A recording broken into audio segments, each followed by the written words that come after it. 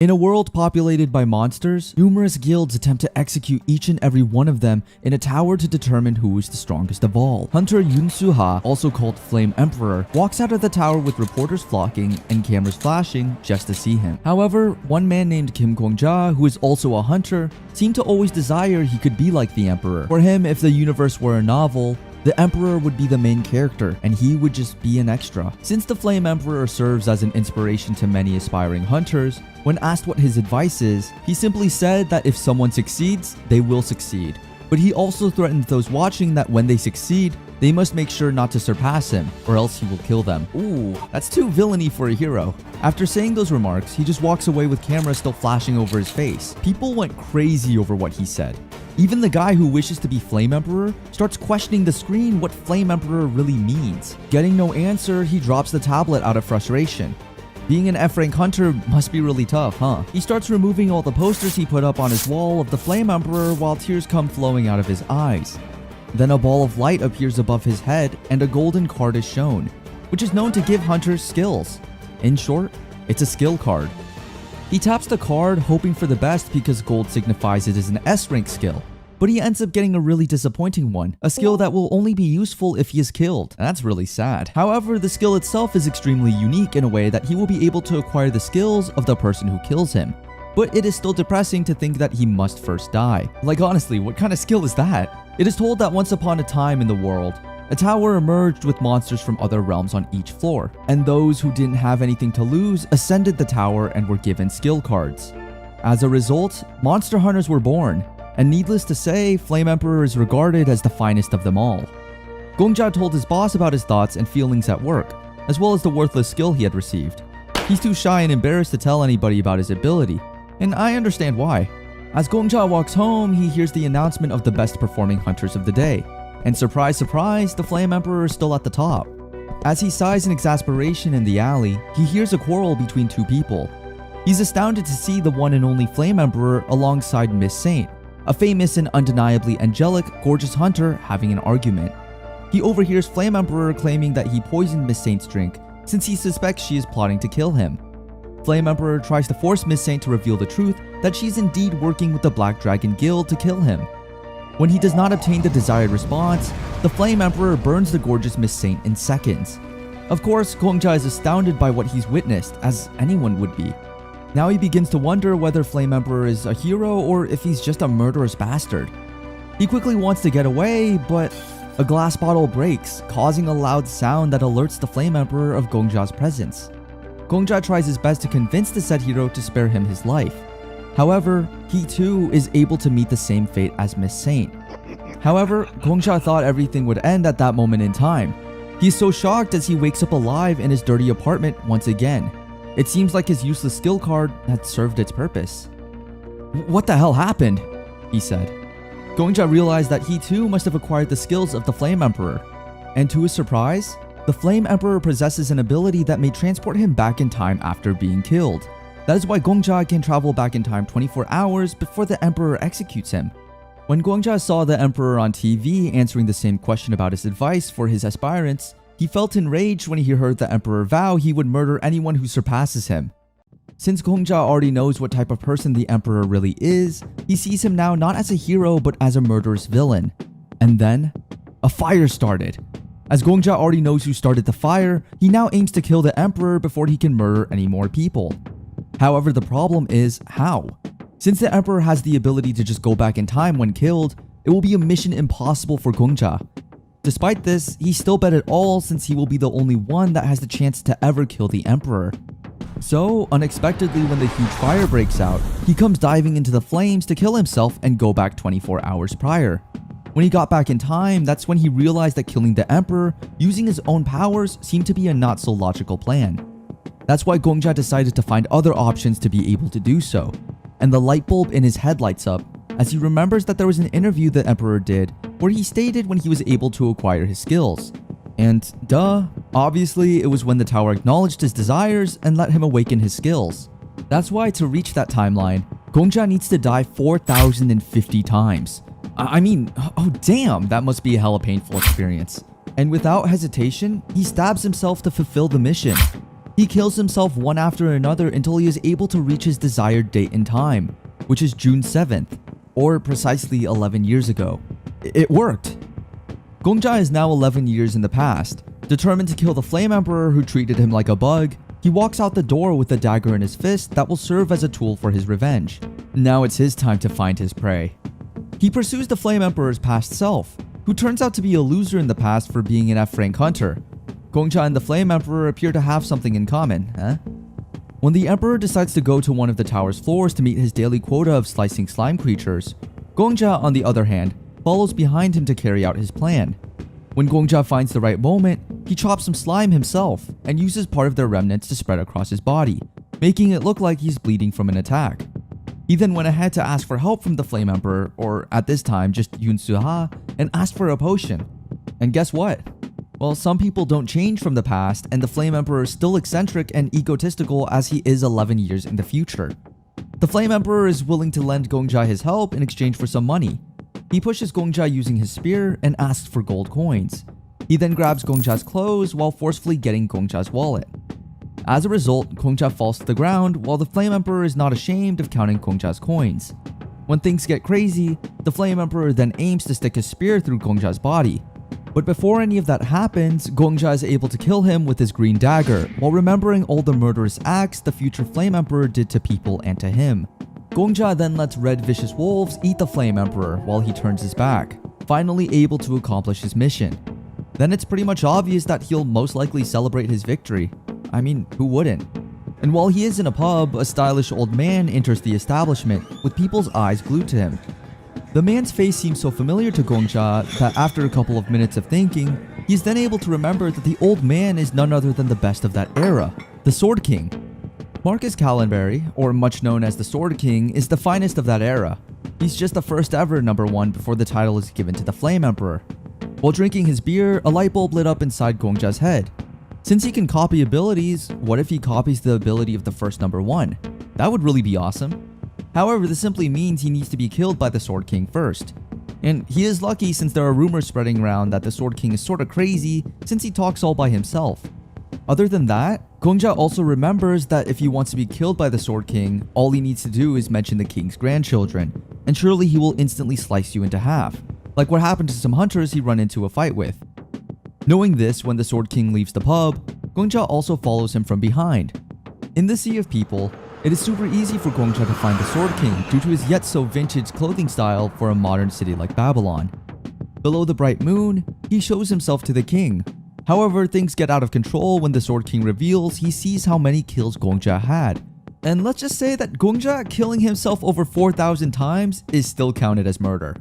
As a result, instead of going according to plan, Gongjia is so scared by how intimidating the Sword King is. As a result, he rushes off, running for his life with the most frightened look painted on his face. And guess what? Gongjia, being the clumsiest person that he is, stumbles upon a rock, causing the Sword King to catch him. At this moment, all the fear inside Gongjia is gone, since this time around, he's determined to go according to his plan. That's why he decides to provoke the king to kill him by mentioning his grandchildren. And that one word caused his head to be amputated at the speed of light by the king's sword. And as Gongjia's head falls to the ground, instead of feeling pain, he's mesmerized by how the moon looks up in the sky. Then, just like that, he's able to come back to life again now with the Sword King's skills. However, as he clicks the blue screen to see the skills the king has, he's quite shocked when he discovers how simple the Sword King's skills are. Believe it or not, the legend doesn't have any gold cards, which means he doesn't have any really extravagant, powerful super skills. Despite this, Gongjia chooses to grab one of the silver cards. However, as he wakes up, he's in disbelief when a red-haired masculine man is lying beside him in bed. Both of them are shocked as their faces meet each other. The red-haired guy then asks Gongjia if he can see and hear him. Now honestly, what kind of question is that? Of course, Gongjia answers him sarcastically. It turns out that the red-haired guy is the ghost of the sword saint that the king is using. Gongjia further explains to the spirit that he has the ability to copy skills, and that he is able to copy Sword King's skill, hence he also duplicates another copy of the spirit. That said, the spirit is so shocked to hear this, and tears can't stop rushing out of his eyes. Now Gongjia should never show his face to the Sword King, or else things will get complicated. He also did share with the spirit why he decided to go back in time and everything in between. Seems like they're besties already. The spirit then asks him why. Why would he want to copy the old man's skills if he already has the Flame Emperor's talents? Gongja, being the honest person that he is, truthfully said that he wants to have the skills of the number 1 of the era to get even stronger. The spirit then makes an effort to analyze Gongja from head to toe. He truthfully said that Gongja doesn't have the ideal body suitable for a hunter, but it's good that he has ambitions. So to see whether Gongja actually has the ability to become a great hunter, they went outside for Gongja to show the spirit how he kills monsters. He slices them one by one fearlessly and effortlessly, and let's just say Gongja really improved a lot in terms of not fearing death, all thanks to the Flame Emperor's skills. The spirit also commends him for his talent of not fearing being killed, and that's inevitable considering all of the harsh things he has gone through. Gongja is so touched by what the spirit compliments since this is the first time he's ever heard someone commend him for his talent and not see him as a failure. On top of that, the spirit offers to train Gongja if he wants to surpass the Sword King. Aw, the spirit's such a sweetie. The next day, as the spirits don't sleep, Gongja is bombarded with shouts from the red hair spirit trying to wake him up from his good night's sleep. To make it even worse, it is literally 4 AM in the morning. But eventually, Gongja gave up and just did a morning jog. It has been 4 days since Gongja copied the Sword King's skills, and during that time, he went back in time again to kill the Flame Emperor the second time around, as he also tried his best to avoid making contact with the Sword King. Meanwhile, it has also been 4 days since Gongja and the spirit have been together. Since then, the spirit has been continually coaching Gongja. As we all know, nothing in this world is free, not even for spirits. As a result, the spirit requests payment from Gongja for his training sessions. Let's just say his fee is over the top. He asks to win the lotto, and that's just an easy request for someone like Gongja, who has the ability to travel back in time. And instantly, Gongja did what the spirit requested. People were astonished as the two claimed their jackpot prize of roughly $5 million. And instead of using the jackpot money on useless things, Gongja decides to buy an honorary guild membership to the Give and Take Guild, which will give him protection from the vigilantes. Considering he literally won $5 million, then... oops, sorry. I think that's all we have for today. Let's continue this in the next part of the series. Stay tuned since we might upload it sometime soon. Don't forget to comment, like, and subscribe. See ya. After winning the Babylon lottery, Gongja is practically all set for the rest of his life. However, that is not the goal. His main goal is to make himself the greatest, not one of, but the greatest, even surpassing the Sword King. With all the money he has now, Gongja has no worries about the tuition fees he needs to pay to acquire good education to enhance his copied skills. However, before he can start on the proper physical training, he first needs to learn the basics as per Spirit. And what he means by learning is reading books. Spirit suggested that Gongja needs a textbook, something like an elixir, which will help Gongja increase his physical abilities. Or maybe something like a scroll that contains the principles of martial arts. But in the end, Spirit suggested that Gongja should just get an elixir. On their way to the shops, Gongja is so shocked by how expensive an elixir is. It turns out that with all his prize money, he can only buy around 5 if it is at a discounted price. Like, wow. And to make it worse for Gongja, Sword King also visited the store, making Spirit worried that the old man might have already bought all the elixirs in the store. And since Gongja wouldn't be able to enter the stores anyway since Sword King is in there, he starts typing on his phone, and there, a bright idea is born. Gongja then informs Spirit that he might have a plan where they can save some money from buying expensive elixirs, and still be able to acquire the desired results. Gongja then takes Spirit to a slum where he states that a genius pharmacist lives. As they arrived, commotion welcomed them.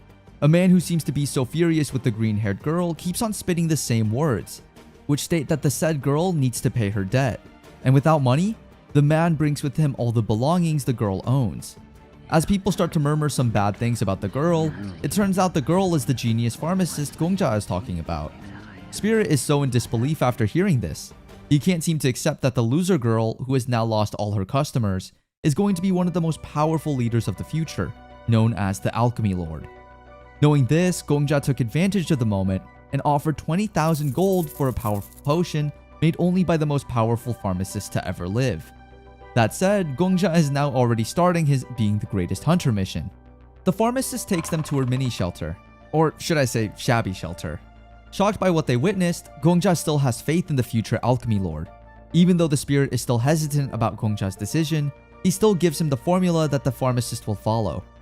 As she is writing down each and every ingredient, the pharmacist makes the spirit somehow shocked when she starts blabbering about the positive effects of each ingredient Spirit wants to be incorporated into the elixir. Gongja then asks her when he will be able to get it. According to her, it will take 4 days to finish everything, and considering how in demand she is in the future, that people even eagerly wait for more than a year, 4 days is a deal for Gongja. 4 days later, the pharmacist delivers the 3 boxes of elixir as promised. Being so curious as to why someone like Gongja would trust an untrusted pharmacist like her, she asks the reason why. Gongja then honestly answers that he sees her as a kind hunter, the type that would make the world a better place.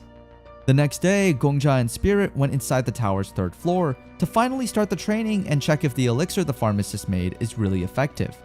On the said floor, large giants reside, which will make the training process a bit challenging for someone like Gongja.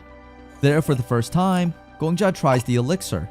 Though at first he doesn't feel a thing, after a while the power of the formula started rushing through his veins. Gongja starts to fight the monster. Though he is struggling at first, he is able to push through in the end. However, after he kills one of the giants, Gongja, however, is killed by the other one, as he can't fight back due to exhaustion. When they arrive at what seems to be a reliving waiting area, he and Spirit are overly shocked when a monster skill card pops up. It is quite normal in the tower that humans get a skill card as a gift for their hard work. However, no one has ever imagined that monsters like giants and goblins have one too. So intrigued by what they learned, Gongja now decides to pick one card. At that moment, while flying in the air, Spirit starts to wonder why they wouldn't. Gongja first looks at the card skills before picking them. It turns out that Gongja couldn't see the front while Spirit could. That said, with the help of the Spirit, Gongja is able to know what each card has to offer. One offers the ability to reproduce, while the other one is the ability to communicate with monsters. And since it would be kinda weird if Gongja chose the first one, he decides to choose the latter one. As Gongja wakes up from his death with his newly acquired ability, he now takes Spirit back to the tower to then again start fighting monsters here and there. Gongja drinks 1 bottle of elixir before starting his training. With all energy and eagerness, Gongja walks with pride and confidence to defeat each and every monster coming his way. He immediately aims his sword at the giant with all his might. And since he can basically see every movement of each monster, fighting them would be a piece of cake already. Also, considering how he was able to acquire one useful monster skill, which is able to communicate with them, he has no more worries about being defeated. That said, he instantly slices the monster without thinking twice. However, Spirit on the back is not okay with Gongja using monster powers to kill monsters, since for him, it is cheating. But he can't practically do anything at all. That said, they now start walking to leave level 3 and head their way to level 4. 1 week later, Gongja then starts his journey to the 5th floor, where he fights with the great goblin king Gorok. With the use of all the accumulated abilities he was able to acquire, he is able to kill the goblin king in a snap. Using his sword, he slices the goblin's throat easily. Being so proud after killing one of the most challenging enemies he had for the week, he starts getting emotional, making Sword Spirit irritated. After a while, a shine of aura starts flashing around his body, stating that he has now advanced to a higher rank. As he is feeling the moment, Gongja is smiling as his rank rises exponentially. Showing a tint of red, Spirit starts to wonder what might Gongja's aura be. Is it fire or blood? Since according to him, Hunter's usual aura is based upon their trauma or most sought memories. After a quite brief discussion with one another, Spirit now tells Gongja they should advance to the 5th floor. But that's not what Gongja wants. It seems like he is eyeing to advance to floor 10 instantly. Floor 10 is considered to be one of the toughest floors to clear. Even great hunters aren't able to do so. So hesitant at first, the two decided to place a bet that whoever lost would start calling the other master. That said, the two then make their way to the 10th floor. However, the floor guard is not letting Gongja enter since he knows that Gongja will eventually die in the process. But after a little persuasion, Gongja is able to enter the floor, ready to face every challenge ahead. Hellfire Maiden, 10th floor. This is one of the most difficult floors to clear, as everyone says, and for the first time, Gongja will be able to know the answer to why only Flame Emperor was able to clear it in his previous life. It turns out the floor is covered with flames, hence the name Hellfire, which may be the reason why only the Flame Emperor is able to clear, considering that his aura is fire. However, what makes the floor quite eerie, yet so undeniably unique, is the dolls scattered around the mansion. "Will you play with us?" says the dolls. The main goal is for Gongja to find the boss doll, but it would be a hell of work considering how many there are. As Gongja's time runs out, he's directed back to the place where new skill cards are presented to him. As he chooses the golden card, he's then redirected 24 hours before his death. However, what makes this situation different from the others is that this time, Gongja had a penalty. Gongja is surprisingly taken back to the Hellfire Maiden's trauma. And I would tell you, please buckle up your seatbelts since this chapter is a hell of a roller coaster. Orphans from all over the village start knocking on residents' doors, asking for food to eat. However, instead of helping them, people start talking badly about the poor kids. Then one day, a man who introduced himself as a physician took one of the kids to his mansion, and that said mansion was the Hellfire Maiden. The poor kid thought that the said kind man would help her, provide, and play with her. Little did they know that the man is far more vicious than any animal there is.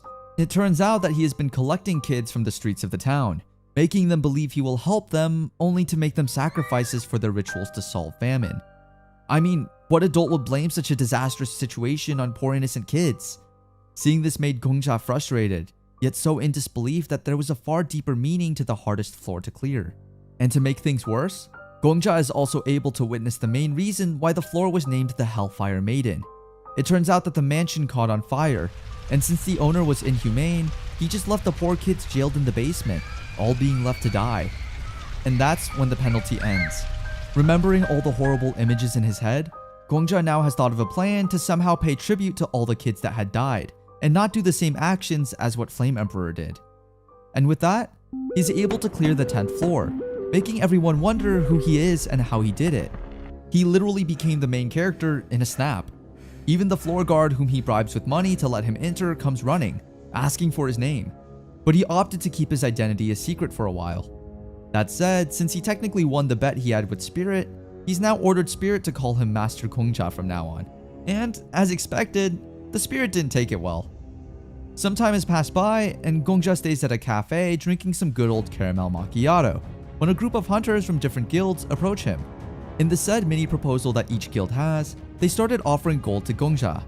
But what really caught his attention is what the cat lady offered, and it's not less than 500,000 golds to be exact. Now that's a proposal. After hearing all the guilds make their offers to him, Gongja can't seem to find the right one to fit for his taste, and it's just a matter of seconds before the other highest rankers hunters come into the scene, with rank 5, Viper, leading the group with a commotion. It is then followed by rank 4, Heretic Interrogator, then rank 8, Crusader, and last but definitely not least, rank 2, Black Witch. Seeing this even made Gongja a bit surprised himself. But before they can even start with the actual meeting, of course, the hunters first need to fight over which coffee to order. And as the commotion started to intensify, they all pretty much gave the floor to Gongja for him to decide. Knowing that the hunters are just testing him to make him lose his composure, Gongja is able to do something that the hunters didn't expect. He stayed calm throughout the situation. Because, after all, the worst that the hunters could do to him is kill him, and as we all know, it always works in Gongja's favor. Knowing that Gongja is able to win the lottery and has guts and skills, it's quite apparent that he's indeed someone who will succeed in the future. As a result, it would be a great asset for the guild that Gongja would join if they had him on the team. But in the case that Gongja does not want to join any guild, the hunters ask him to tell them in advance so they'll know how to handle the media. But if Gongja ever decides to join one, an auction will start. Since the time that Gongja cleared the 10th floor, it gave the hunters a chance to advertise the value of the tower to the outside world.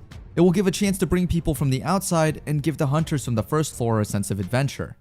At the end of the day, the clearing of the 10th floor is a great breakthrough for all people, both in the towers and the outside world. That's why Gongja joining a guild is something of a great asset to everyone. But the question is, which guild will Gongja join? To make the decision-making process easier, Gongja decided to let the hunters play a game of cards, and whoever wins will get him as a new member of the guild. But if Gongja ever wins over all of them, the hunters must see him as an equal level, and he will now simultaneously be a member of all the mentioned large guilds. And Gongja, being Gongja, requests assistance from the Sword Emperor. In return, the Sword Emperor will no longer be allowed to refer to him as Lord Gongja, which is a big relief for the poor guy. That said, without dropping a sweat, Gongja is able to win the game effortlessly. One by one, he's able to defeat each and every hunter. Viper, not giving in, keeps on insisting that Gongja is cheating, which is, by the way, really the case. However, Crusader then explains to Viper that from the beginning, Gongja is already apparent to win the game, considering they're all just joining in on his own game. On the other hand, Black Witch also reminded Gongja of the consequences he would be facing once the public knew of his existence. And knowing Gongja, he loves attention, so being the talk of the town wouldn't be an issue for him. That said, Gongja wins the game. Before preparing to enter the 11th floor, he also gave the other hunters a hint on what to anticipate from now on. It seems like the 11th to 20th floor would all be a roleplay. Now it's just a matter of time before they all enter a whole new journey. Now as the countdown for the 11th floor opening is almost over, everyone now is ready to welcome a whole new adventure, especially those eager hunters. As the time finally comes, what seems to be a hologram then appears to the public. Amazed by her beauty, everyone can't seem to get their eyes off her. Knowing that it's just an NPC, Gongja didn't really give much attention as everyone else did. As the entrance to the 11th floor starts, different hunters of whatever rank start entering the floor one by one. It is then revealed that the 11th floor till the 20th will be met with a test of faith, and through the hunter's journey in the said floor, they'll be able to reveal who they really are. Before he can even enter the 11th floor, Crusader, who seems to look so suspicious in the eyes of the sword spirit, turns out to have told the media about Gongja's identity. Now surrounded by reporters, Gongja doesn't have the time to entertain them now. As a result, he immediately rushes off to the 11th floor while leaving a statement that he will clear the 20th floor too. As they now enter the 11th floor, the first thing that welcomes them is the battle between the people of the Agim Empire and the Demon King's army. Since Gongja is able to clear the 10th floor, the tower has given him a reward, and it's the privilege of having access to all of the NPC's abilities. And there's more. The tower has also given him a chance to choose any items that exist on the 11th to 20th floor, which is definitely a great asset in conquering all the challenges at each level. Now that's what you call lucky. It is said that the first 10 floors of the tower are called the tutorial floors. It's a city for beginners to adjust to the tower. And the floors from the 11th to the 20th are called the Demon King's Quest, and this is where the real adventure starts. There are two ways to defeat the Demon King. One is on your own, as long as you are strong enough, or you can also lead an army yourself. And we all know Gongja doesn't have a talent for bringing people together. As a result, the only way he can do so is by acquiring the skill of one good leader. That's why with the use of his newly acquired abilities, he starts to look for NPCs with good leadership skills. After finding the right one, he bluntly asks the NPC to kill him, since accordingly, he has the secret ability that once he's killed, the entire battlefield receives a blessing from God. The sword spirit just can't believe that the NPC falls for Gongja's schemes. As a result, Gongja has now acquired the NPC skills and is now leading a whole army of them, making other hunters wonder who he is. By acting as a military strategist using his navigation skills, Gongja is able to gain the trust of the general, and now he is leading an army of NPCs to the demon army's commander. Meanwhile, the NPC sees Gongja as the warrior of the goddess due to the item, which is, by the way, a useless sword that Gongja chose earlier. It is said that whoever possesses the sword will be the Agim Empire's savior. On the other hand, the other hunters have now grown quite bitter about Gongja, and let's just say their envy is what Gongja always wanted.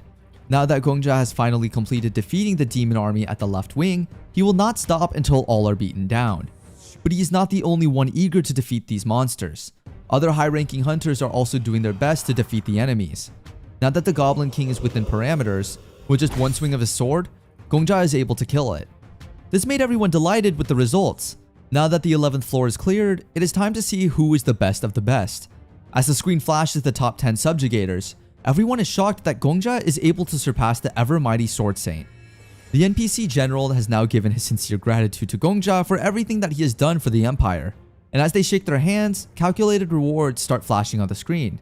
The said rewards will be distributed to all the top subjugators, and just like that, it's time to conquer another quest. As they are now transported to the royal palace of the Agim Empire, just as expected, the Sword Saint comes attacking Gongja after seeing how many kills he has done, thinking that Gongja is an assassin. However, before anything goes out of control, the heroic questioner is able to block Sword Saint's attack.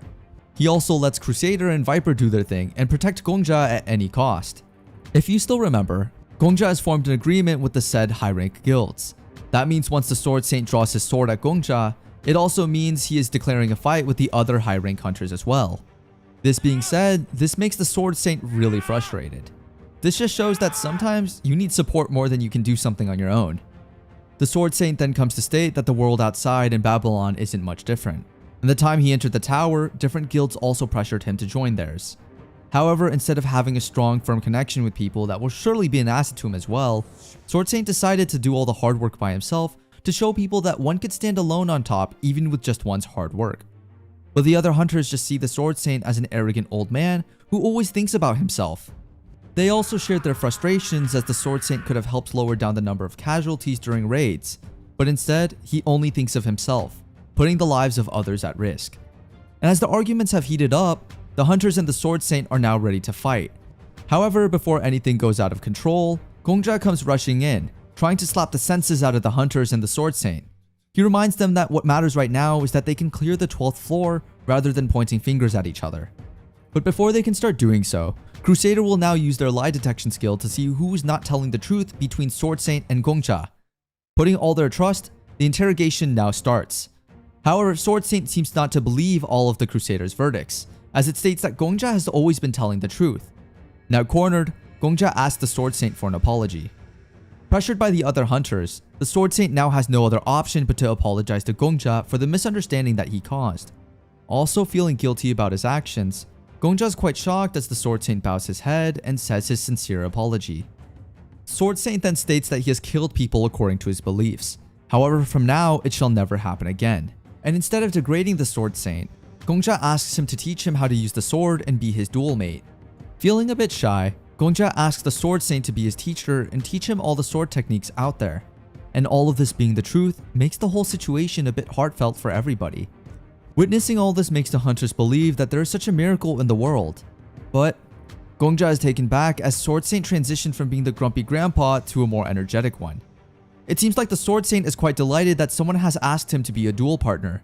He even tells Gongja to call him Grandpa Marcus. They literally become besties in an instant. He even tries to set his granddaughter on a date with Gongja. Then, Gongja's reward for ranking number 1 while clearing the 11th floor flashes in. There are 2 choices to choose from. First is the Goddess of Protection, and the other is the Demon King's reward. And between the two, the Demon King's reward is more promising. Since if Gongja kills all the other top 10 hunters, he will immediately advance to level 99. And it's just a matter of time before we all know which Gongja will choose. That said, the hunter's quest on the 12th floor now begins with Gongja deciding which reward to pick. Getting the Demon King reward seems to be a trap, as the Sword Spirit sees it. Gongja also thinks the same. That's why before making any big decisions, he first analyzes the situation as carefully as possible. Although Gongja somehow thought of choosing the latter since it would definitely be a far easier way to reach the top of the tower. The Spirit Sword kept on reminding him that it's a bad idea since it said that the boss of the 99th floor is more vicious than anyone could imagine. That said, Gongja now has finally made up his mind and chose to ignore all the rewards.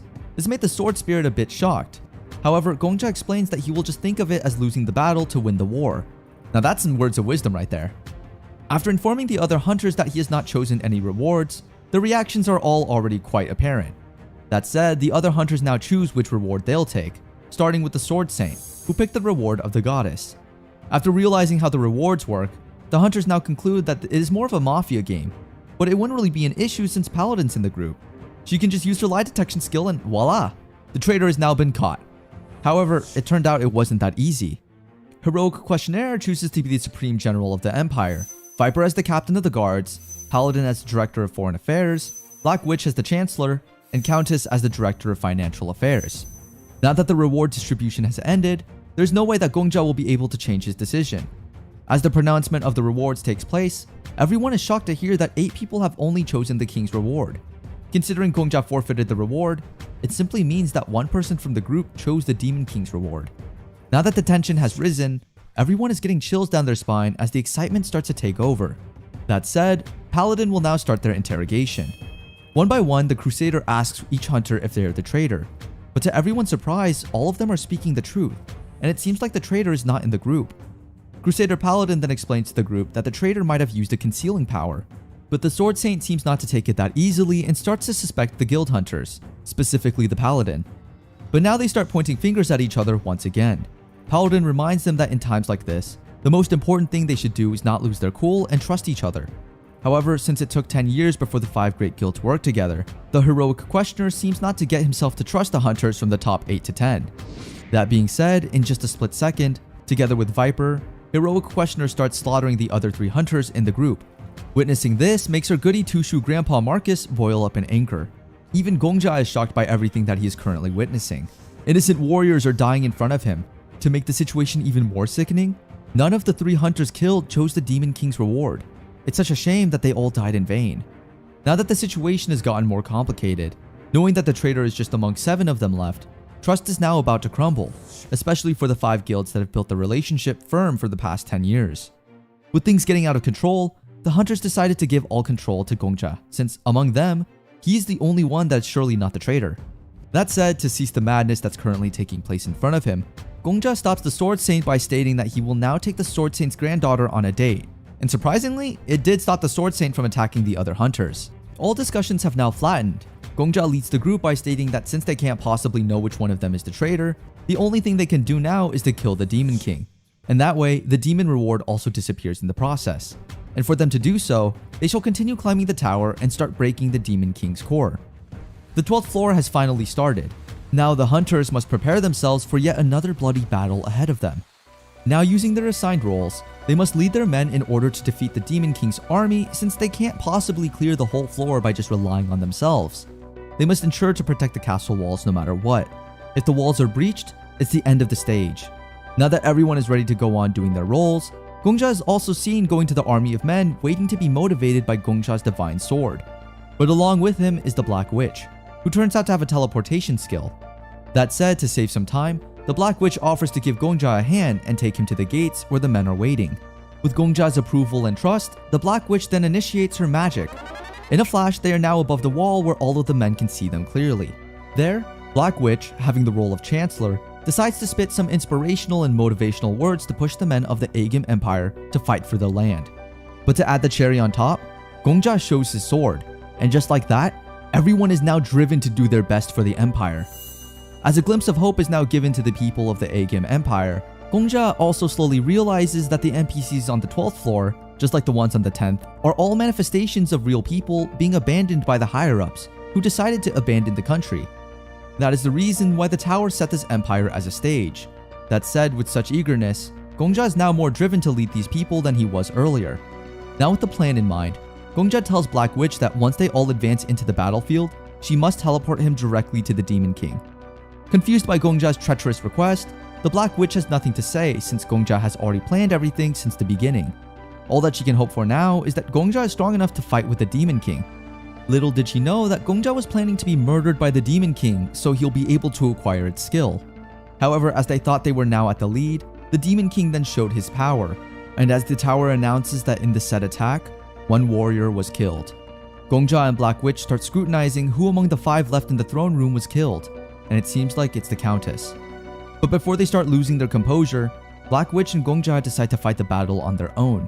Within just 30 seconds, Gongja needs to become the beacon of hope for everybody. That said, Gongja will now start to show his real powers. It's now his time to be a hero, he says. As Gongja follows the flow of his sword, he starts slaughtering one monster after another. With the intense feeling he's currently in right now, Gongja starts leveling up and is now a D-rank hunter. It will just be a matter of time before he reaches the top.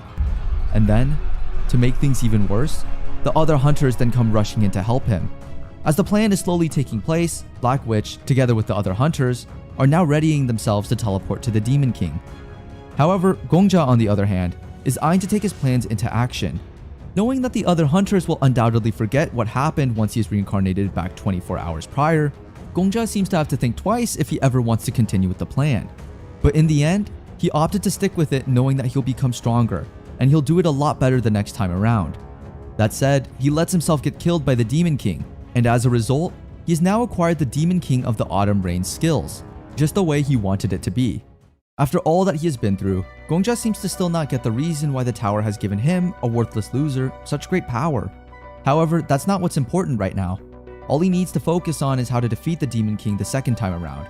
And what better way to do that than using the Demon King's skills against them? That said, Gongja then picks up the one that he likes the most. Though it is not revealed, it is just a matter of time before we know it. Then, before he goes 24 hours back, the trauma of the Demon King is also shown to him, but Gongja decides to show it to us some other time around. That's why you should stay updated when we upload a new video to know what happens next. Anyway, let's continue with the story. So, Gongja is finally reincarnated once again. The same events that took place before they all went to the 11th floor come flashing in again. Gongja then asks the other hunters that as an exchange for giving them a hint on what's going to happen in the next level, they need to accept one of Gongja's favors in the future. But they still have the choice not to do so. But as long as they agree to hear him out, the agreement continues. With nothing to lose, the other hunters accept Gongja's requests. On the other hand, since Gongja went back in time, it simply means that he and the Sword Saint hadn't made up yet. Gongja decided to flatten everything before they will enter the 12th floor the next day to save up some time. After asking the Sword Spirit about the Sword Saint's dinner routine, Gongja asks Paladin to join him for a walk.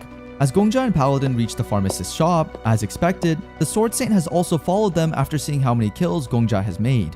There, a small argument between Paladin and the Sword Saint takes place.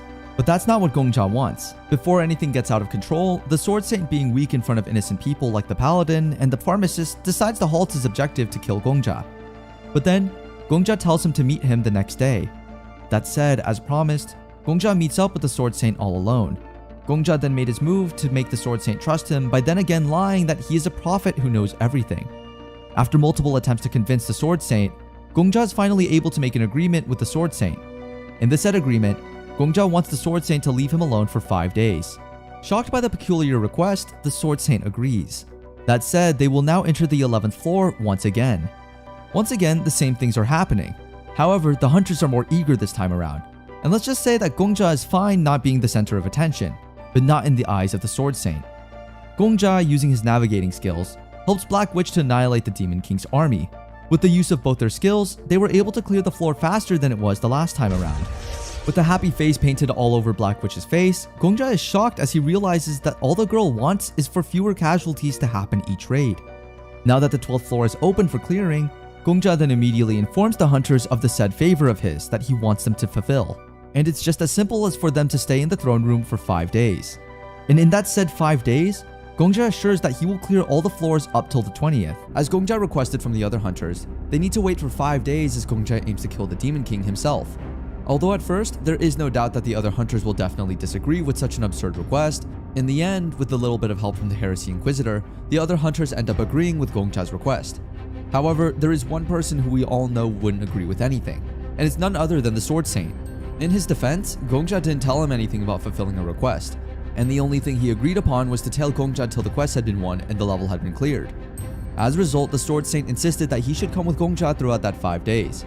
Gongja, on the other hand, agreed immediately since that is really what they had agreed upon. And having someone like the Swordmaster besides him while he fights the Demon King wouldn't be that much of a hassle. It would actually be an advantage. That said, as everything is laid clear with everyone, Gongja will now go on his way to defeat the Demon King. Outside, it seems like the NPCs remain frozen as the quest for the level hadn't started yet. It turns out that if Gongja, together with the other hunters, hasn't chosen a reward yet, the quest will not begin. And now Gongja plans to turn the tables on the Demon King, as he aims to defeat the Demon King on his own game. So instead of losing people and having someone from the group betray everyone, Gongja opted to go with the safest plan he could think of, and that was to kill the Demon King before the quest even started. Of course, this made the Demon King furious. He then tries to scare Gongja into thinking that there's no possible way that he'll be able to defeat him by himself.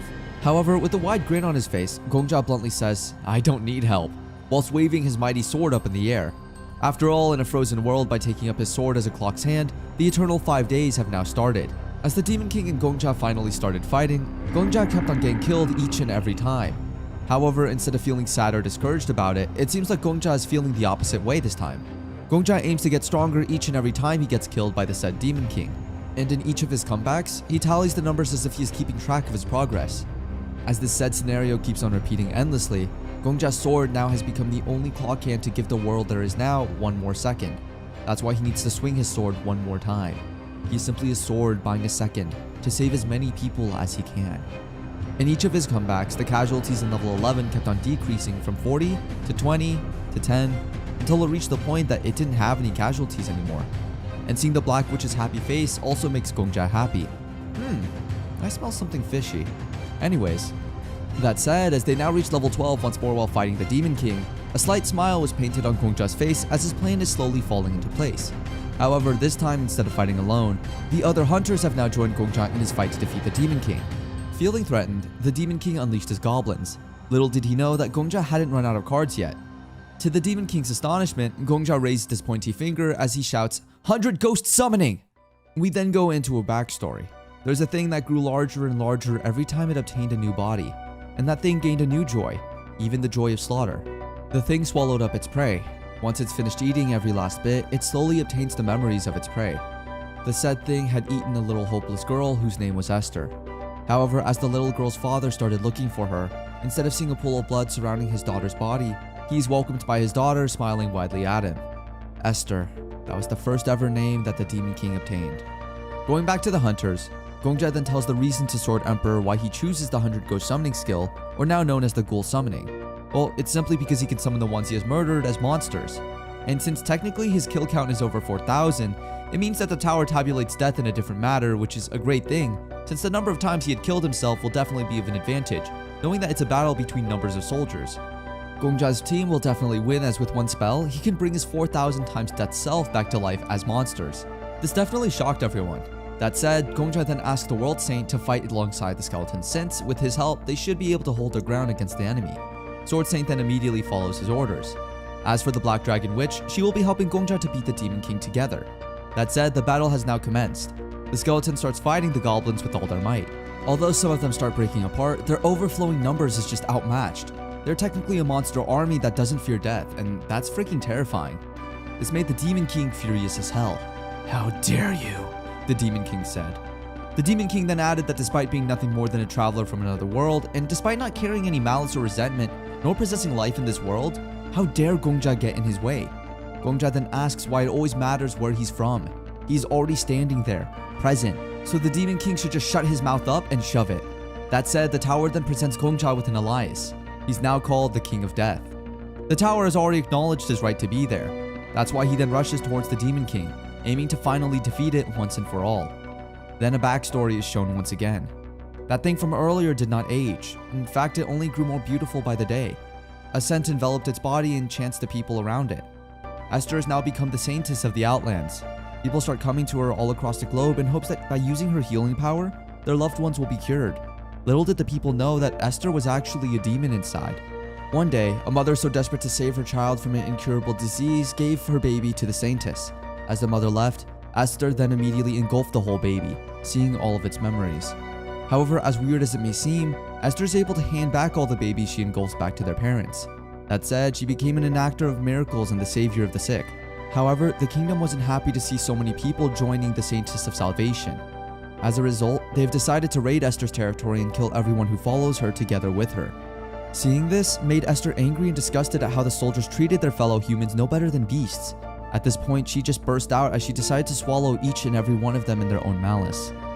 Going back to the current battle between Gongja and the Demon King, it seems like Gongja is having a difficult time defeating his enemy. Since the Ghoul Summoning needs to reboot, he technically needs to wait at least 1 week before he can use the skill again. That said, as the fight continues to intensify, Gongja has no other choice but to use his own tactics to win the fight. As his plans are about to finally work, Gongja sees a hint of skin from the Demon King, as if its body is just covered in black slime. Before the Demon King can even get defeated, it rushes to escape Gongja's hand. Now Gongja then questions, what's all that effort for, if the Demon King can just escape anytime he wants? But before he could become any more discouraged, the tower offered Gongja a hidden quest, and there's no doubt that Gongja will immediately accept it. The quest is called the Hero of a Time-Frozen World, and it's just a matter of time before we know what's going to happen next. As Gongja and the Black Dragon Witch start looking for the Demon King, it seems like they can't possibly find them anywhere. Then, the timeline in Aegim Kingdom had changed due to the timeline alteration. That said, they did go back in time before the Demon King invaded the whole kingdom. At this time, the kingdom could have either won or lost, but the invasion was an event set in time. But as a plot twist in this world, the invasion by the Demon King became an event that never happened. The whole levels 11 and 12 are altered, as what is stated in the hidden quest description. In short, history had been rewritten by Gongja. Seeing Sarbast Aegim yelling at him, Gongja laughs so loud as he remembers how the Empire was eagerly wanting his help, but now they just shout at him not knowing what happened. That said, inside Gongja's mind, he must have already defeated the Demon King after spending hundreds of days getting killed and coming back to life for the sake that no one from the Empire dies. He's so proud of himself. I mean, who wouldn't? He had lived like a piece of trash once in his life before. He froze his heart while using rationality as an excuse. But now, he already threw that life away and is currently being welcomed by a much more prosperous one. Stage cleared, the tower announces, marking it so that Gongja's sacrifices have not gone in vain. That said, Gongja, together with the Sword Saint and Black Dragon Witch, will now enter the 13th floor to yet again face another adventure. As Gongja and the others have finally reached the 13th level, they are once again welcomed by the Demon King. However, this time around, the Sword Emperor notices something strange. The Demon King, from being an SSS rank monster, had become a non-SSS rank monster. It's weird since for each level surpassed, monsters and hunters usually became stronger. However, it seems like in the Demon King's case, it's the opposite effect. It turns out that the erasure of the Demon King's invasion in history caused this. As a result, the Demon King's wrath starts to explode as it screams in anger. It then lets loose its zombie men to take care of the 3 hunters. Although it seems like Gongja and the others wouldn't have any problem defeating the zombies, well, they did. That's why, using his revival powers every time that he dies, Gongja tries to remember certain events from the fight that may be of advantage to them, such as the secret tunnel where the magic hammer that kills zombies is kept, as well as the fact that the giant zombie's eye can't be attacked, or else the laser beam will torch them to their death. That said, after many trials and errors and deaths after death, Gongja, together with the Sword Saint and the Black Dragon Witch, is able to slowly defeat the Demon King again, as the Demon King retreats from floors 13 to 14 until it reaches floor 19. The Demon King then blames Gongja for what is happening to him. If Gongja had just followed the proper steps, none of such things would have happened to him. However, Gongja doesn't think of that anymore. He then asks the Demon King while looking at his eyes to fight with him. Gongja added that the Demon King could just run away if he wanted to. However, if he did, it would just be a disadvantage to him, knowing that each time he runs away, he gets weaker and weaker. That said, if the Demon King doesn't fight him right there, he won't be able to get the chance to beat Gongja again. The Demon King, on the other hand, doesn't have plans to fight with Gongja. However, when Gongja states the name Esther, the Demon King's eyes widen. Now it's only a matter of time before we'll see what happens next. With all issues being laid flat in the previous episode, it's now time to finally talk about a certain nightmare. Hungry Nightmare. Hungry, the trauma of the monster Demon King. As the village where Esther, aka the Demon King, once lived, together with some of her people, "Burn the witch's nest," said the soldiers, as clearly heard by Gongja. Esther, on the other hand, questions herself, why? Why do people burn their own kind? To make everything worse, it seems like the whole raid was not just made by a single kingdom, but by a treaty of different groups and nations. As the screams of agony envelop the whole little village, Esther gets angry each and every second as she sees her people getting burned alive. One day has gone by, and the happy memories of her people come rushing back to her as she sees the dead, torched corpses of the innocents lying on the ground. So devastated at what happened, she starts eating the ashes while muttering the words, "Poor things." As she can't anymore hold back the tears, the wrath inside her has overflowed. Caught in the idea that her people were called monsters even though they were mere innocent humans, her anger has now resulted in revenge. That said, the resentment she feels poured like rain, and the cries of the heart echoed. Anyone who was there that day was cursed by the intense wrath Esther felt. The pouring rain will stop any more villages from burning. Seeing all this made Gongja feel as if something heavy was put over his chest. After the trauma reenactment had been completed, the target's ego had remained intact. As Gongja swings his swords, the screams of Esther echo the battlefield. The slime has become significantly smaller. There is very little slime left. However, Esther wouldn't allow being defeated as the resentment and the cries of her people still lingered in her. She now aims to run away to floor 20, and Gongja is in favor of that. Gongja wants to make the Demon King go back to her base, the final demon castle. Since she doesn't have any choices anymore, she ends up really running away to the 20th floor. That said, time alteration happens once more as the 19th floor has been cleared. Gongja then asks the Black Dragon Witch and Sword Saint to grant him a favor. He wants to face the Demon King all by himself. And surprisingly, the Sword Saint agrees to it as well as the Black Dragon Witch. As Gongja enters the 20th floor, the tower starts tabulating the rewards he has acquired from clearing floors 11 to 19. He's now granted the authority of an apostle with restrictions. He now has the authority to modify any skills he possesses, with the exception of an X-rank skill. Now that's a good catch for a skill. Though Gongja doesn't know why the tower was built or who built it, or why it's filled with living beings from another world, but now he has at least an inkling to what kind of being the tower is. It is a being that watches over our choices, and a being that remembers his choices. That said, with nowhere else to escape, Gongja assures that this is the final act for the Demon King. As the bonus stage initializes, the Demon King then tells Gongja not to destroy her village as a clear blue sky is seen. Rain will definitely not fall anytime soon. The final stage of finally defeating the Demon King has finally commenced. The 20th floor is the world's smallest stage and the world's weakest boss monster. As the Demon King rushes toward Gongja in hopes of defeating him, as a turn of events, their position has now been changed. From Gongja depending on the Empire and being the weak one in level 11, to the Demon King doing the same thing now. By continuously swinging his sword, Gongja finally removes the slimy veil of Esther as it reveals the real flesh and skin of the said demon. Esther then rushes off, trying to escape from Gongja. She then states that Gongja has no right to do such things to her, knowing what the people have done to her people. However, Gongja turned everything on her.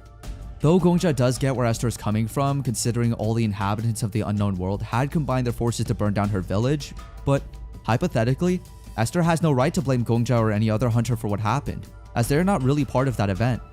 Gongja then states to her that if there's one person to blame, she is the one, considering she concealed the truth that she ate the little girl and became Esther.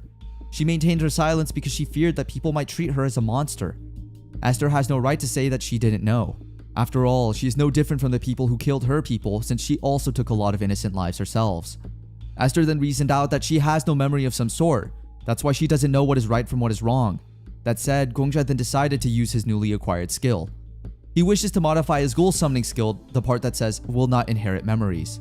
Gongja wants the ones he summons to inherit their memories if he wants them to. Then, as Gongja is about to kill Esther in the hopes that once he kills her, every memory of the person she devoured will also come back as well. However, it seems Esther is far more persistent than we have imagined. But her swordsmanship skills are no better than those of an amateur. As a result, Gongja is still able to restrain her. As he is about to kill her, the Sword Emperor then halted him for a minute. They then discussed whether the skill will work on an NPC like Esther. This made Gongja also wonder. That's why instead of giving themselves some headaches, Gongja opted to ask the tower instead. However, the tower itself doesn't even know the answer. As the tower verified the authority of the questionnaire, the tower now acknowledges the King of Death, aka Gongja's question, as an official subject for discussion. The tower now requests a vote from the 6 pillars of all lives. That said, Gongja is then engulfed in brightness and is transported to somewhere else. Gongja is then transported to a village where the 6 pillars of life in the said world are residing at. There, the said pillars have a meeting to decide whether Gongja's request for the NPC is to be included in his ghoul summoning skills. 2 of the pillars have a positive response to Gongja, while 2 give a negative response, and 1 is undecided. That means that at this point, the voting is currently at a tie. Now it's up to the master of the tower, pillar number 1, to choose whether Gongja's request is to be fulfilled. With a little bit of convincing, the master of the tower ended up giving a positive response. That being said, Gongja will now be able to fulfill his desire to execute his prey, Esther. When he finally returned to his senses, the whole event that took place between him and the pillars just happened in the blink of an eye. That said, as soon as he sees Esther bowing for her life, he's now about to stab her with a sword. That's when the Sword Emperor tries to stop him. When Gongja tells the Sword Emperor about the existence of the pillars, it seems like the legend doesn't know of such existences. That leaves Gongja with the conclusion that there are certain things in the tower that he might be the only one who knows. That said, as he has now decided to end Esther's life, he lifts his mighty sword up in the air and strikes her with it. As soon as Esther dies, Gongja immediately summons her back to life. When Esther comes back to life, Gongja gives the demon a name of its own, and it is Preda. Now Preda is one of the subjects under Gongja, and from now on, Gongja will be her master. The whole level has also been altered due to the timeline alteration. That said, as the soldiers from the Empire arrive, the same happenings from before take place once again. Will it be a happy ending this time around? Or will the fate of the village stay the same? The people of the burned village have come back and life in the said town has been going normal so far. As a result, the same happenings from history are happening once again. However, this time around, Gongja has a plan to help Esther, now Preda, and the village. As he waves his mighty sword up in the air and the soldiers of the Empire arrive, the men, especially General Sarbast Agim, are astonished to see that Gongja has the prophesized sword everyone knows of. As a result, General Sarbast together with the others have shown their respect for the one owning the sword as they bow their heads down. As they see Gongja as the emissary of the founder, everyone involved in the alliance halts their operation as Gongja states that there's no need to continue with their mission since he has already subjugated the so-called witch, which is Preda. He made her do so many things to prove to everyone that he already has control over her. He made her bow down her head to the ground, tuck and roll, headstand, and even made her plank. As Preda's body can't take it anymore, she crashes towards the ground. Seeing this made everyone shocked, except for one. An animal-looking man who proposed that Gongja should undergo a test using the soul orb. With just one drop of blood, the orb can find out if the person has a good soul or an evil one. This way, they'll truly know if Gongja is stating the truth about his identity as an emissary, and if he really did subjugate the witch. So when Gongja and Preda undergoes the said test, Preda's blood inflicted a pitch black color on the crystal, indicating she is indeed the Demon King, while as it surprised many, Gongja's blood made the crystal as bright as it can possibly be. However, this didn't stop the soldiers from charging, as one of their missions is to burn the whole place down, not just the witch. Before any of the soldiers can get their hands on the villagers, Gongja uses his ghoul summoning skills to summon the dead. Using his skill, he used it to convince the soldiers that even if it's a monster or a human, as long as he is able to subjugate it, he can have full control so no one would have to worry about such a thing. This way he can make sure that no casualties are about to be made. He even used the Flame Emperor as an example to the audience, and as the people slowly ended up getting convinced by his words, the tower now has finally announced that Gongja has already cleared the normal stage, the hidden quest, and the boss stage. That said, Gongja immediately became an instant star to many, that even the Black Dragon Witch started to screenshot some articles about him. Now that 5 days have gone by already, it's time for them to meet with the others. And since Gongja is far more than just a guild member, the Black Dragon Witch suggested they start calling him as a guild master, considering how fast he has ranked up the ranking even if he is an outsider. That said, as they are now about to talk about the splitting of the rewards, Gongja wants all of the 20th floor all to himself. He doesn't care what the other hunters will do with the reward from level 11 to 19, as long as level 20 is his. The Black Dragon Witch then asks why he decided to do so, knowing that level 20 is not that much of a land in the first place. Gongja then just reasoned out that he is into real estate more than anything. That said, Gongja together with Black Dragon Witch and the Sword Saint are now about to go back to the first floor where a meeting with the other hunters will take place. However, as Gongja arrives, a sea of camera flashes welcomes him. At this moment, Gongja has fully realized his impact to everyone. As Gongja and the others decided to return back to the first floor, the only thing that welcomed them was a sea of cameras clicking. Being a star will never be easy. That's why with this much attention, Gongja needs to be mindful at all times. As a result, the Black Dragon Witch then tells him to have some sort of image to the media. Many hunters try to have a poker face when dealing with the media, meaning in most cases, they look emotionless to avoid any headlines scattering all around the tower. However, being emotionless is something not that easy to do. The Black Dragon Witch, on the other hand, has some sort of way to be able to do so. She just thinks of one bad memory from her past. In her case, she reminisces the time when her father died during the Civil War, and how she didn't look back at all. This memory serves as her strength as well as trauma. Meanwhile, in Gongja's case, he just thinks of the time when the Flame Emperor killed him. That said, as they reach the coffee shop, the other hunters welcome Gongja happily. They're quite shocked at the fact that Gongja really did clear floors 12 to 20 in just 5 days. On the other hand, the hunters have also experienced some unforgettable moments during their time in the chamber.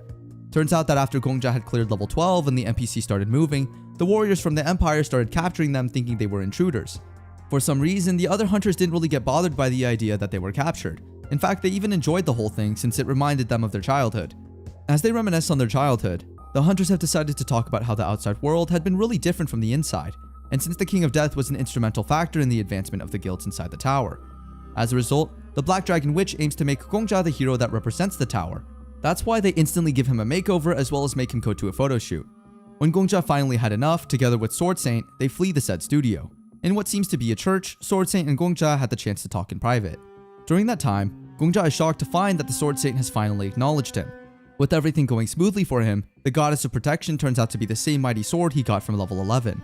That's why time is the only one that can say where Gongja will be in the next levels. Due to its intense popularity, Gongja is now seen all over the news. In one video posted on the internet, Gongja is seen clearing 11 with a single strike. This event really amazes people. The Goddess of Protection says it's because its accomplishment is that unprecedented. Now that they have the chance to talk, Gongja states that the Goddess of Protection might have been overestimating him. However, the Goddess of Protection states so that this is the light and that she clearly remembers the Lion's Roar Gongja shouted on top of the Empire's wall. This really embarrasses Gongja to the next level. The Goddess of Protection then states that she was originally a holy spirit that's worshipped as a god. However, the founder of the Empire, Lefante Agim, sealed her by splitting her up into 5 swords. And the sword says that she is the first of those holy swords, called the Idol. The first sword is called the Idol, the second called the PT, third the Prayer, fourth the Sacrifice, and fifth the Salvation. Goddess of Protection then starts to brag that by gathering up all the 5 sister swords, she can regain the power of her golden days. So Gongja then asks her where she would look for the said swords, to which the Goddess of Protection doesn't respond. That said, without giving her any other choices, Gongja says that if she doesn't keep talking, he will immediately execute her. That said, the conference talking about how Gongja and the other hunters were able to help clear the levels has already started. The Black Dragon Witch is the one who is happiest to the fact that not one single person died during the whole raid. Seeing how far they've come as individuals in the tower, everyone seems to relate to what the Black Dragon Witch has been feeling all along. Then, a reporter asks the King of Death directly. This really shocks Gongja in many levels. The reporter wants to clear some rumors about Gongja being a grand rookie prepared by the major guilds in secret. Since if this is true, it means the King of Death is a hero manufactured by the major guilds. The reporters also asked other questions regarding the floor's political rights for hunters. The Black Witch states that Gongja shouldn't answer the question and let it be. However, Gongja immediately stated no, without any breaks, since in the first place such speculations that make him look bad are not true. He then added to say to the reporter that he has his own ways. The Black Witch then states Gongja that he shouldn't go too crazy, but if he were able to go too far, she won't be able to control the media. However, he assures her that nothing's going to happen. Gongja introduces himself, and what he said after will shock everyone. Instead of pressuring people to acknowledge him since he cleared level 20, he openly said that the reason people are concerned is because of his inadequacy. Remembering how the Flame Emperor handled such situations, he decided to just mutter positive words. Such tactics did really work. As a result, he immediately got into the people's hearts. As floor 21 is about to open, the Black Witch concludes the conference. However, before they can even leave, a reporter then asks what is the real deal between Gongja and her, and the answer couldn't get any more showbizy. "We are comrades that are more than friends," she said. And this statement literally made Gongja blush. Her statement left everyone curious of the two, and in Black Witch's defense, one should have a fiery ending in order to leave a lasting impression, and that's her fiery ending. Gongja then tries to clear up what she meant by her statement earlier, and the Black Witch then states that it's just a green smoke. What a bummer. Since she thought that inverting the media's attention to her instead of Gongja would be a great option this time, considering she had handled them quite well before. 10 seconds before the next floor opens, everyone is very excited. As the event starts, some are shocked that the tower forcibly teleports them to the next level, even if they don't mutter the word teleport. It turns out that from today on, only those warriors that have been selected will carry on the great feat, which means only few hunters can climb the tower from now on. As they reach level 21, a kid welcomes them, stating that he has waited for them every day for eternity. "Welcome to the great library of all knowledge," the kid says. Life is a process that starts and ends with encounters. The kid states that the true meaning of life is meeting people after people. He's the constellation Hold Up head librarian. The Black Witch then asks the kid who he is, but the kid only states that he is a nameless pawn that manages a slightly large library, and that compared to her, he is basically a worthless extra. What the kid meant by a slightly large library is technically a world made up of libraries. The kid then welcomes the other hunters, calling them the epic heroes. It is then revealed that the books gathered in the library are no ordinary books. They are books related to the history of the world, about the worlds where the tower exists. The kid then explains why only a few hunters are summoned to the said level, and the reason is quite simple. It's because in their world, these hunters are the only ones with names as characters. All 302 people gathered here are warriors with aliases. Everyone is quite shocked to know that they are just few, thinking that there's no possible way they can surpass and clear the floor with just this number of people. However, the kid assures them that they can definitely find their way out. So just to give a taste of his powers, the kid opens a book. Just like he stated earlier, the books in the library are no ordinary books. The Great Library of All Knowledge is a library that records countless worlds. That said, the kid holds two books. One that envelops the world the hunters have cleared, while on the other hand, the hunter's own world. There are many names people can call these books. Some call them epics, while some prefer chronicles. And there are even some that call them annals or sagas. But the librarian, aka the kid, has a personal term that he prefers. He calls them the apocalypse. This term doesn't only mean the end of the world, but it also means disclosure or revolution of great knowledge. That said, as the librarian opens one book, he states that the hunter's apocalypse is, according to their preferred terminology, in serialization. However, not all serializations of the apocalypse progress so smoothly. There are apocalypses that end up facing cancellation. The reason of cancellation can be a fire or water, which is tragic. The characters of this particular apocalypse were alive just like the hunters in the 21st floor. But before they could even reach the proper conclusion or arouse a grandeur ending, everything ended due to an unjust reason. And this is something that the librarian calls cancellation. Seeing all these gruesome images made the other hunters vomit.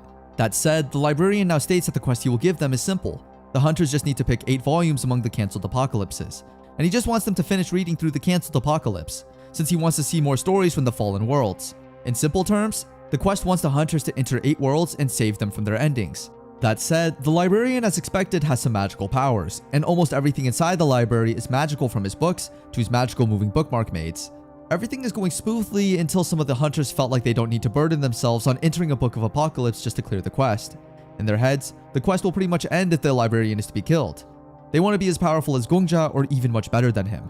Hearing this made the Black Witch furious. But before she can make a move of any sort, Gongja informs her that the quest is being broadcast live just like main characters, as he can clearly remember from his past life. That said, they must be mindful of their actions, since getting a negative impression from the audience would be a problem. However, the other hunters, 50 of them specifically, didn't want to follow the rules.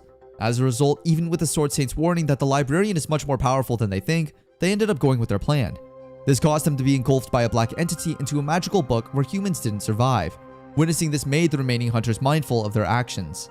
Now that the extras have been annihilated, the remaining survivors will finally feel like becoming main characters. 50 people getting eliminated from the get-go is quite awful. As a result, even if they are in fear, the remaining hunters try to keep their composure. After all, in order to make progress, sacrifices are unavoidable.